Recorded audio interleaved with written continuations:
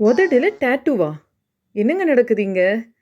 Lips ரொம்ப அட்ராக்ஷனா, கலர்ஃபுல்லா இருக்கணும்னு யங்ஸ்டர்ஸ்லாம் லிப்ஸ்ல வந்து டேட்டூ போட்டுக்கிறாங்க.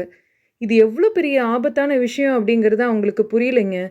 நேச்சுரலா இருக்கிற விஷயம் தான் நிலைச்சு இருக்கும். லிப்ஸ் வந்து அழகா இருக்கணும்.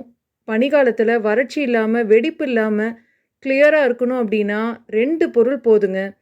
Honey and butter. தினமுமே நீங்க குளிக்கிறதுக்கு முன்னாடி தேனோ, இல்ல வெண்ணெயோ, இத நீங்க உங்க லிப்ஸ்ல அப்ளை பண்ணிட்டு, ஒரு 20 நிமிஷம் கழிச்சு குடிச்சிட்டு வந்தீங்க அப்டின்னா, கண்டிப்பா உங்க லிப்ஸ்ல இருக்கக்கூடிய வெடிப்பு, அந்த தோல்ல இருக்கக்கூடிய கருமை நிறம், இது எல்லாமே மறைஞ்சு ஆரோக்கியமா இருக்கும். இதுதான் உங்களுக்கு எந்தவித பக்க விளைவும் தராதுங்க.